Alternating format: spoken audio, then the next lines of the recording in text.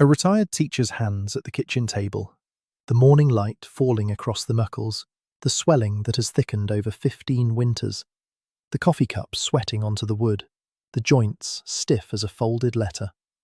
Most people reach for a salmon fillet from the freezer aisle or a fish oil capsule the size of a thumbnail and tell themselves the inflammation is finally being addressed. But the agronomists, the food chemists, and the old herbalists who study omega-3 in plants have found something that changes the entire shape of the question. In nearly every case, the salmon was never the source. The salmon ate the algae. The plants that outperform it were already growing where the kitchen ends and the back fence begins. And within 2 to 3 weeks of daily, properly prepared use, the morning stiffness begins to soften. Not in a clinical trial, but at the kitchen table. 8 of them, to be exact. 8 plants documented in peer-reviewed lipid research. 8 plants named in Aztec, Greek, and Bronze Age cottage records. And 8 plants the pharmaceutical and supplement industries have very quietly priced out of the conversation. There is no patent on a seed. This is the story of those 8, what each one does inside the body, why each one delivers more omega-3 per gram than a fillet of salmon, and the single mistake the household kitchen makes that prevents nearly all of it from working. Before the 8, a warning. Across the internet, a small army of voices is telling the over 50 audience to step into the driveway, pull a weed from between the patio stones, and eat it. The plant they are pointing at, purslane, is on the list. But the soil it grows in is not. Driveway runoff, motor oil, pesticide drift from neighbouring lawns, trace heavy metals from old paint, old siding, old pipe. The plant is real, the medicine is real, the roadside harvest is not. Every plant on this list belongs in clean, living soil, or in a kitchen garden pot, or, for the 7 of them that arrive as seeds, in an airtight glass jar from a clean source. The driveway is not a pharmacy. 8 plants, ranked. Each one carries a named compound, a named tradition, a named preparation, and a named time to result. The first is a cottage seed sitting in nearly every spice cabinet in America.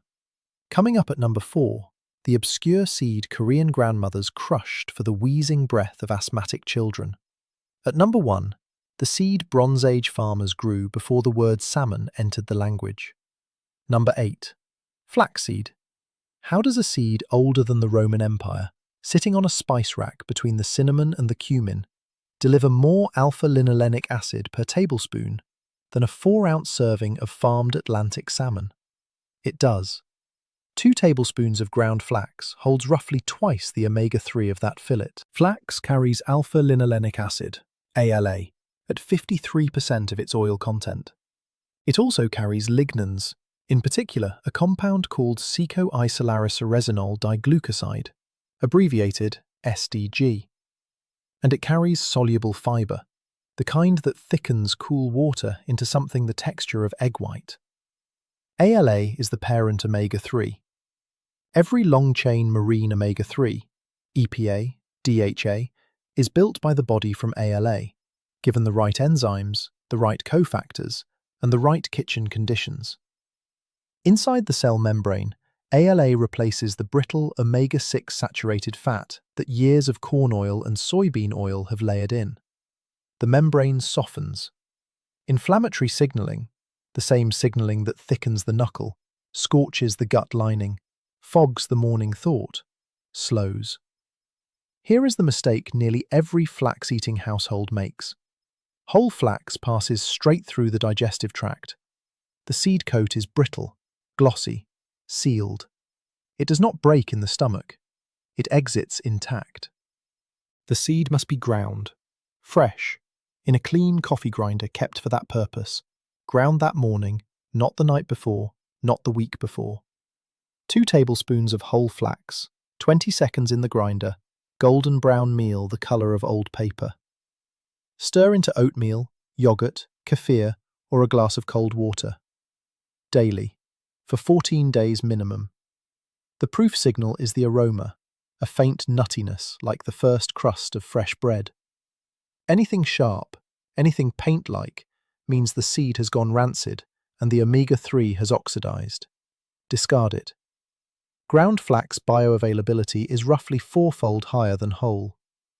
By the second week, the morning fingers move with less resistance. The afternoon thought clears a little earlier. The bowl of oatmeal becomes the slow, steady delivery system the morning was always asking for.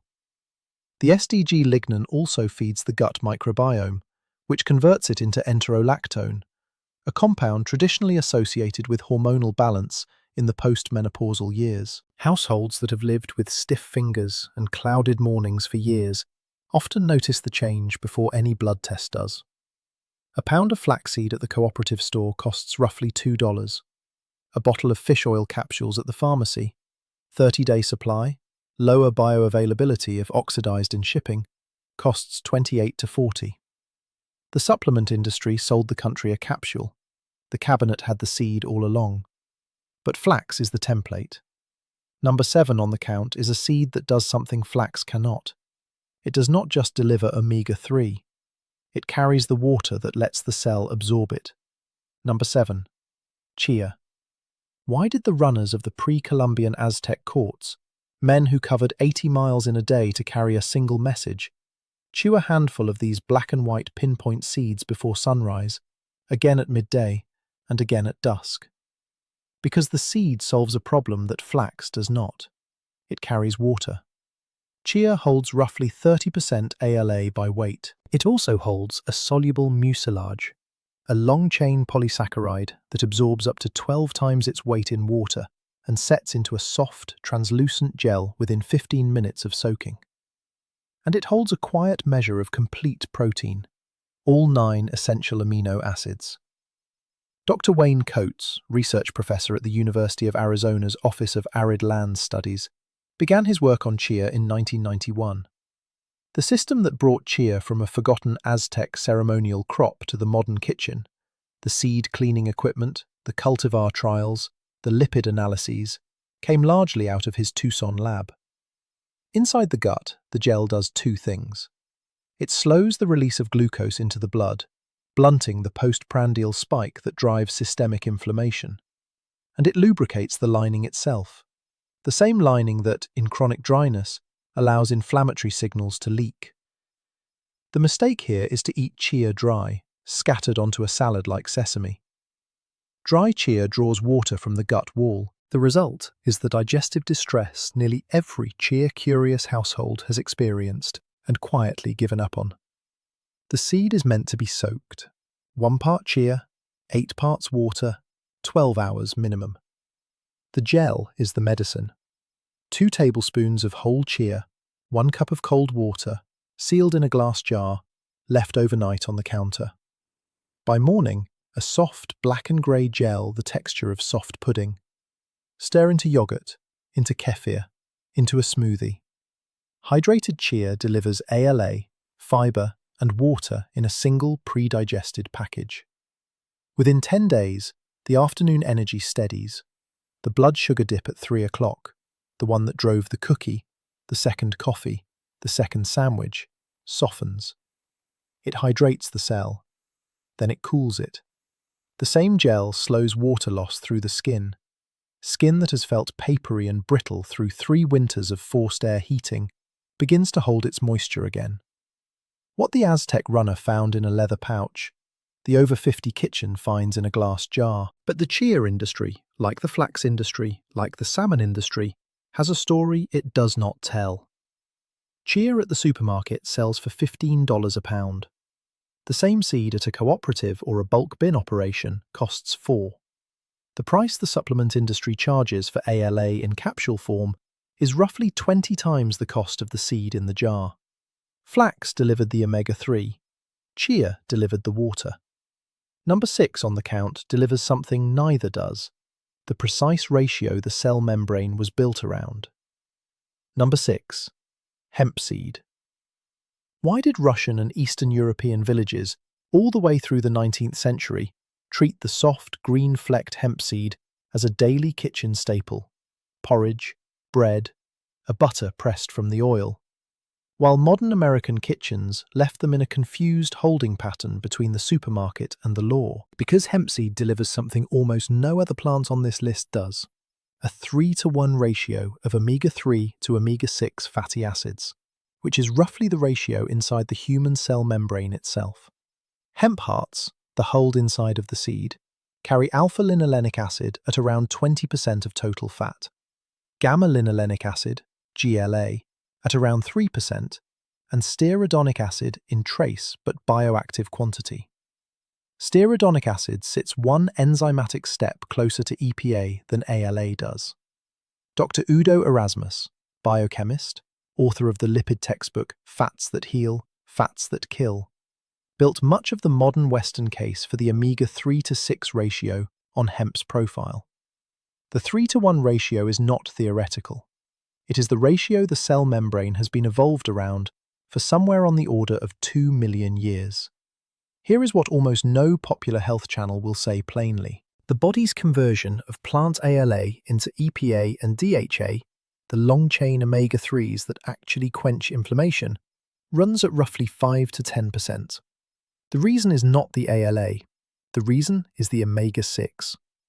The same enzyme that converts ALA into EPA also converts linoleic acid, omega-6, into arachidonic acid.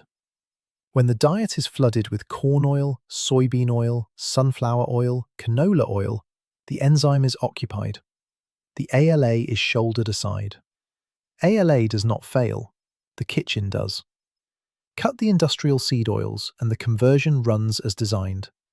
3 tablespoons of hulled hemp hearts daily, scattered raw onto soup, salad, oatmeal, yogurt. Cold storage. Never heated. Heat above 150 degrees Fahrenheit destroys the GLA and oxidizes the ALA. The proof signal is the texture and smell. Fresh hemp hearts feel soft against the tongue, with a faint grassy aroma like cut hay. Bitterness or a sharp paint thinner note means oxidation. Discard. Within 21 days of 3 tablespoon daily use, blood, ALA, GLA, and stearidonic acid all rise in measurable quantity. By the 3rd week, the eczema on the back of the hand begins to settle. The peripheral nerves, the ones that have been delivering that low electrical hum to the fingertips, quiet. The morning skin holds moisture longer. Hemp hearts also carry roughly 30 grams of complete protein per 100 grams. The over 50 body, which begins to lose lean muscle silently in the 5th and 6th decades, gets a quiet rebuilding signal. Hemp seed was federally restricted in the United States from the late 1930s until the 2018 Farm Bill, 8 decades during which a perfect ratio omega-3 plant was treated as contraband, while the soybean industry, the corn industry, and the canola industry built the seed oil profile that drives 21st century inflammation. Flax delivered. Chia hydrated. Hemp matched the ratio. Number 5 on the count delivers all 3 at once and adds a kind of slow, quiet repair the others cannot. Number 5. The English walnut. Why does almost every traditional medicine system across 2 continents, Greek, Persian, Chinese, Anglo-Saxon, note the walnut's resemblance to the human brain and assign it to that organ specifically? Because the walnut is not a single mechanism food. It carries 5 distinct active compounds, each of which addresses a different facet of the over 50 inflammatory profile. First, alpha-linolenic acid at roughly 9% of dry weight. Second, elagitannins, which the gut microbiome converts into urolithin A, a compound shown to clear damaged mitochondria from aging cells.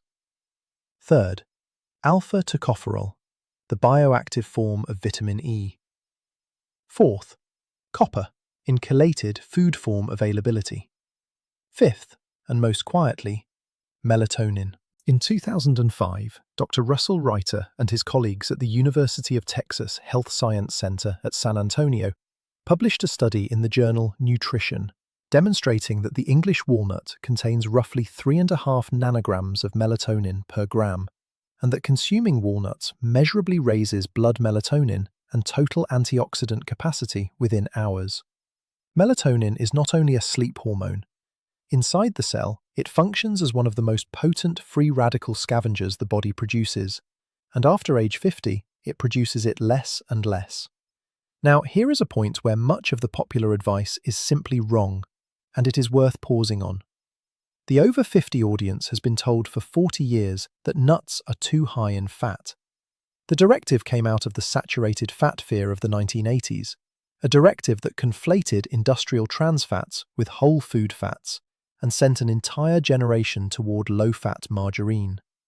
Walnut fat is not industrial, it is structural. The brain itself is roughly 60% fat by dry weight, and a measurable share of that is the same omega-3 the walnut carries. Consider the morning fog, the thick, slow start to the thought. The over 50 kitchen often blames it on age, but morning fog has at least 3 competing causes: interrupted melatonin-poor sleep, fasting blood sugar volatility from the previous evening, and chronic low-grade inflammation in the cerebral microvasculature. The walnut addresses all 3: melatonin for the sleep, ALA for the inflammation, copper, vitamin E, and elagitannins for the oxidative load that drives the microvasculature inflammation in the first place. 7 walnut halves daily, roughly 1 ounce, stored cold in a sealed glass jar, eaten raw, not roasted. Roasting at standard oven temperature destroys the melatonin and oxidizes the ALA. The proof signal is the bite. A fresh walnut breaks crisp, releases a sweet, almost milky aroma, leaves a faintly papery aftertaste from the thin brown skin. A rancid walnut tastes of crayon, of paint, of bitter chalk. The bitter walnut has lost its melatonin and its omega-3 both. By the 4th week, the morning thought clears noticeably faster. The afternoon does not crash as hard. The sleep, measured by the body, not the clock, feels deeper, more continuous. The skin on the back of the hand stops looking like crepe paper. Households that swap a daily handful of crackers for 7 walnut halves at 4 o'clock often see the change without realizing it has happened. The fog lifts in retrospect. What the brain has been silently asking for, the brain-shaped fruit has been quietly carrying. The walnut grove has been slowly disappearing from the rural American landscape for 60 years, replaced by corn, soy, and almond monocultures, driven by federal subsidy and confectionery contracts. A backyard walnut tree, planted at age 50, will feed the household by age 65, every autumn, for the next 80 years. There is no quarterly earnings report on a walnut tree. Number 4 on the count carries the highest plant ALA on this list, and a Korean grandmother's name. Number 4. The perilla seed.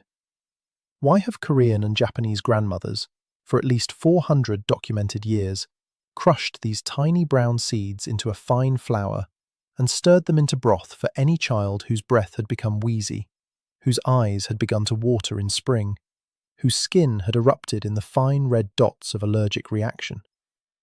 Because perilla seed oil carries the highest concentration of plant alpha-linolenic acid, measured in any culinary seed.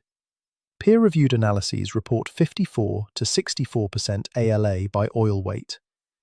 Perilla frutescens, in the mint family, produces a small, pale brown seed about the size of a poppy. It carries ALA, rosmarinic acid, and a quiet measure of luteolin and apigenin. Rosmarinic acid is the compound the leaf is famous for. The seed carries it too in the cold-pressed oil. Korean traditional medicine, recorded in texts dating to at least the 17th century, and likely much older in oral practice, assigned perilla seeds specifically to what was called lung wind and skin wind, which today reads cleanly as allergic and respiratory inflammation. Inside the body, ALA from perilla enters the same cell membrane pathway as flax ALA, but rosmarinic acid moves on a parallel track. It dampens the histamine-driven inflammatory cascade in the upper airway and the skin. The two compounds, together, address allergic inflammation from above and below at the same time. The mistake here is twofold. The first is to confuse the seed with the leaf. The leaf has its own uses, but only the seed carries the ALA. The second is to buy perilla oil, then heat it. Cold-pressed perilla oil oxidizes faster than almost any culinary oil on the market. It is meant to finish a dish, not cook it. The oil belongs on the cooled bowl, not in the hot pan. 1 teaspoon of cold-pressed perilla seed oil daily, drizzled onto warm rice, warm broth, or warm vegetables after the heat is off.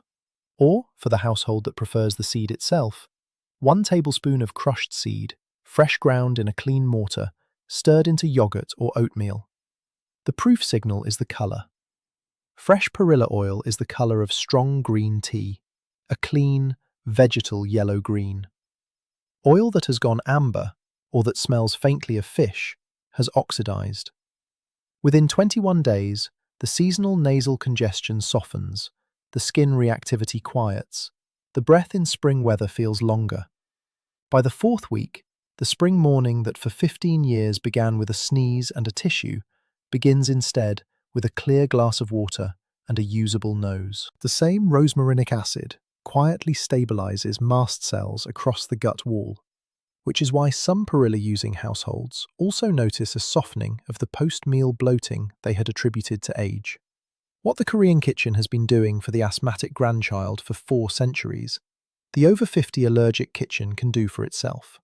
Perilla seed has never had a Western pharmaceutical equivalent because the active synergy, ALA plus rosmarinic acid plus luteolin in the food matrix, does not isolate cleanly into a patentable molecule.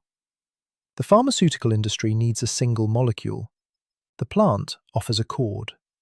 Number 3 on the count travels 2 oceans east and carries the highest plant protein content on this list. Number 3. Sacha inchi. What did the pre-Columbian Andean peoples, the Inca, the Ashaninka, the Shipibo, find in the small, star-shaped seed pod of a vine that grows on the eastern slope of the Andes that they could not find in any other plant within 400 miles? A seed that is, by dry weight, roughly 48% omega-3 alpha-linolenic acid and roughly 27% complete protein. Pluconetia volubilis, the Inca peanut, the star seed. ALA at 45 to 54% of oil weight. Tryptophan, the amino acid the body converts into serotonin and downstream into melatonin at unusually high concentration. Gamma-tocopherol, a form of vitamin E that the body uses preferentially in the liver. Pre-Columbian iconography in the Chavin culture, roughly 1200 BCE to 200 BCE, depicts the star-shaped seed pod on stone reliefs and ceramic vessels.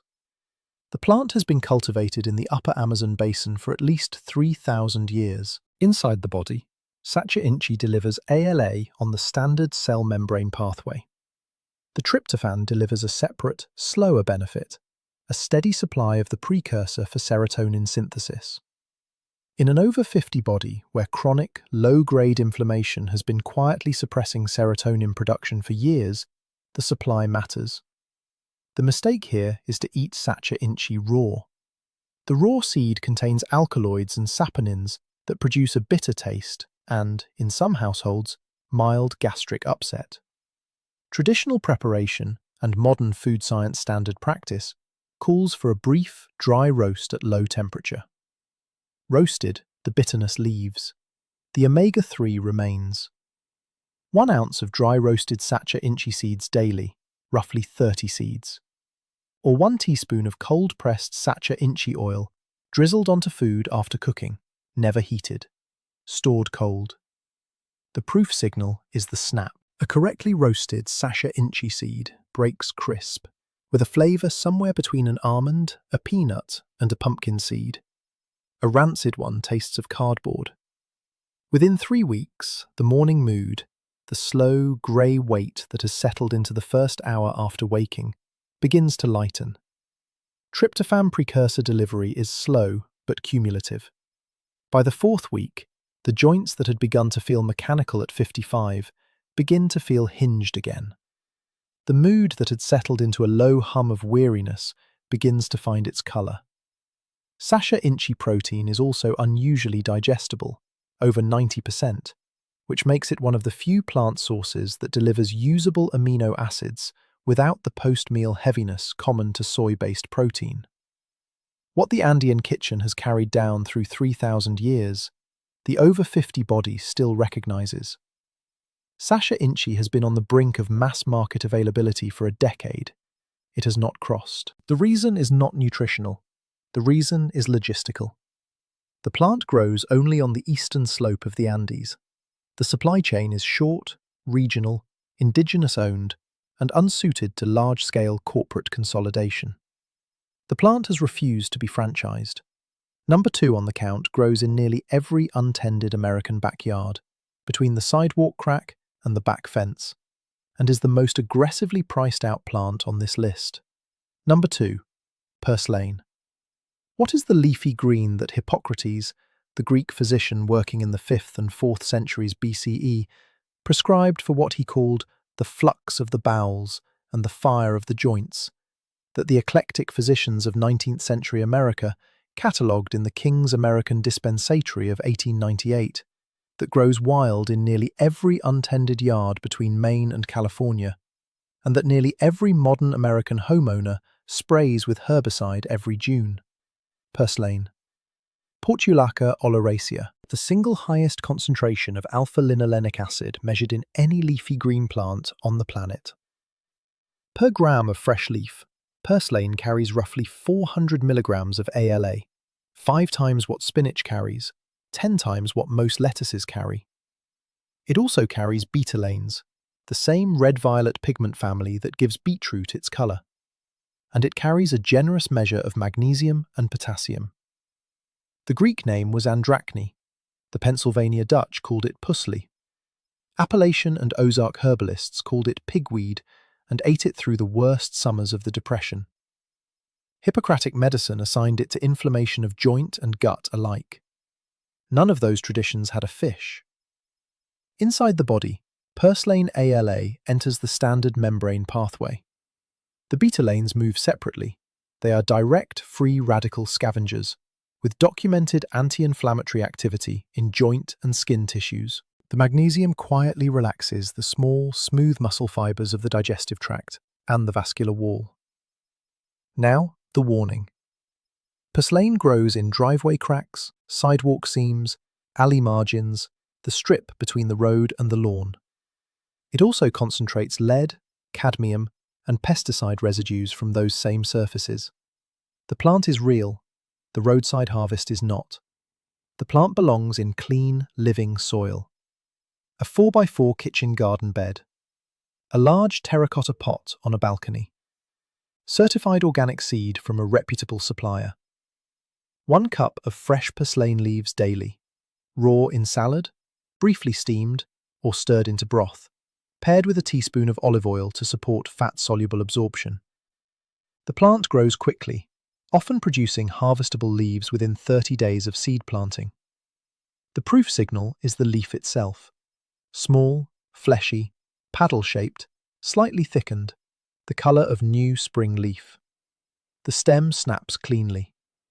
The flavour is a faint lemon, a faint salt, a faint pepper. By the second week, the joint stiffness that has been the morning's first complaint softens.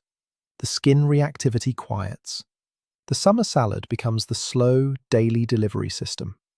Purslane is also the only common leafy green that contains measurable melatonin in its leaves, a quiet second mechanism that feeds the same midnight repair pathway the walnut feeds. What grandmother knew as a survival weed, the over 50 body still recognizes as medicine. Across the American suburb, the lawn and garden industry has spent 40 years selling the household a herbicide specifically designed to eliminate the plant. And the household has been spending $3 to $7 per square foot every spring to spray it. There is no profit in a weed. So the industry sold the household the killing of the medicine. Number 1 on the count is older than every other plant on this list, has been cultivated in Europe for 6,000 years, and was buried, quietly, deliberately, by the rise of the industrial seed oil industry in the 1940s. Number 1. Camelina. What is the small golden seed that Bronze Age farmers in southeastern Europe began cultivating around 2000 BCE, that pure conglomerate caches found at the Roman Iron Age site of Upokra in southern Sweden show was being separately processed for oil by the 2nd century, that German cottage farmers were still pressing into Leindotter, flax yolk, oil in the kitchens of the 1930s, and that has, in the last 70 years, vanished almost completely from the Western food supply. Camelina sativa, the gold of pleasure, the false flax, the Bronze Age grandmother of every plant on this list. Camelina seed is small, copper gold, weighs roughly 1 milligram. Its oil is around 38% alpha-linolenic acid. It also carries plastachromonol 8, a powerful tocotrienol class antioxidant rare in the plants kingdom, and a generous measure of vitamin E. The plastachromonol 8 is what gives the oil its remarkable shelf stability. For an omega-3 rich oil, it does not oxidize the way flax oil does. Bronze Age farmers with no refrigeration were able to store camelina oil for months. The archaeological record is unusually clear. Charred camelina seed conglomerates from Upåkra in southern Sweden, dated to the Roman Iron Age, total over 150,000 individual seeds in a single cache. Pure, separated, intentionally cultivated, not weed mixed with the flax stored in adjacent pits. Earlier cultivation traces appear in the Caucasus near Armenia by approximately 4000 BCE. By 600 BCE, German farmers were growing it as a primary oil crop. Inside the body, camelina ALA performs the standard membrane work. The plastachromonol 8 protects the membrane from oxidation more effectively than vitamin E alone, extending the working life of the omega-3 inside the cell. The two compounds, together, address inflammation and oxidative damage on the same pass. Here is the mistake the modern household will make. Refined camelina oil, pressed at high temperature, deodorized, light-colored, has lost most of its plastachromonol 8. Cold-pressed, unfiltered, dark amber camelina oil retains it.